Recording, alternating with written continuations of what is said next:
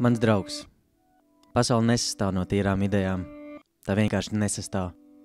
Es cienu to, ko tu dari, es cienu tavu darbu, bet atceries, ka tā nestāv. Bet neuztraucies, tas nekas. Ejam atpakaļ pie pārējiem un let's dance.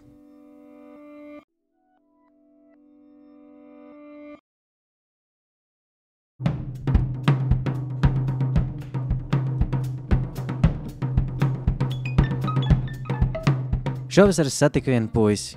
Viņam tajā brīdī bija 33 gadi. Es un mana draudzene bijām ciemos pie viņa un viņa draudzenes. Viņš dzīvoja plašā centra dzīvoklī ar augstajiem griestiem. Pie viņa notika ballīte. Katrs no viesiem bija atnesis kādu cienestu, taču bija skaidrs, ka lielāko daļu no vīniem, augļiem, dārziņiem un gaļas, kur viņš cep uz balkonu, bija nopircis viņš pats. Ballīte bija laba. Cilvēki bija priecīgi un sarunājās par, piemēram, televīzijas šovu, kur tajā brīdī sāka rādīt un kur producēja viens no ballītes dalībniekiem. Man par šovu nebija ko teikt, jo es to nebiju redzējis, un tajā brīdī man bija iedvesmojis kaut kas cits. Dokumentālā filma The Yes Men Fix the World. Filmā ir 2 galvenie varoņi, kur cenšas dažādos veidos risināt sev apkārt esošas problēmas. Viena no šīm problēmām ir Bhopals traģēdija.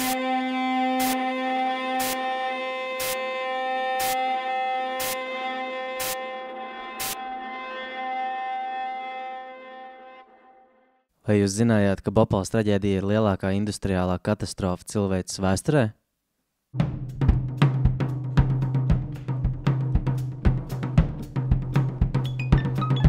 Es arī to nezināju, pirms nenoskatījos filmu. 1984. gadā Indijā naktī no 2. uz 3. decembri no Union Carbide pesticīdu rūpnīcas atmosfērā noplūda 35 tonnas toksiskas gāzes, kur ieelpoja 500 000 Bhopals iedzīvotāji. 8,000 no viņiem nomira nākamajās 2 nedēļās, 15,000 nākamajos 20 gados. Daudz zaudēja redzi, ieguva neārstējamas slimības. 2001. gadā Union Carbide nopirka Dow Chemicals un uzņēmās atbildību par Union Carbide radīto piesārņojumu. Taču ne Bhopals gadījumā. Ballītē es satiku vienu amerikāņu meiteni. Sāku ar viņu runāties un bieži, kad satiec cilvēku pirmo reizi dzīvē, aptrūksts par ko runāt, tāpēc sāku viņai stāstīt par Yes Men, jo Yes Men ir no Amerikas. Viņa ir no Amerikas, Yes Men darbojas Amerikā. Es viņai stāstīju, ko filmā Yes Men izdarīja Bhopals gadījumā. Viņa izveidoja viltus mājaslapu, Dow Ethics, īsi pirms Bhopals traģēdijas 25. gada dienas. Par mājaslapu uzzināja BBC un uzaicināja Yes Men kā Dow Chemicals kompānijas pārstāvis uz studiju piedalīties Bhopals traģēdijas atceres raidījumā. Yes Men ieradās un tiešajā ēterā, kad Dow Chemicals pārstāvi paziņoja, ka uzņems pilnu atbildību par notikušo Bhopalā un ir gatavi izmaksāt $10 miljardus cietušajiem cilvēkiem Indijā. Pēc 2 stundām īstie Dow Chemicals pārstāvi paziņoja, ka nekādas kompensācijas nebūs. Bet 2 stundās fondu biržā uzņēmums zaudēja $2 miljonus.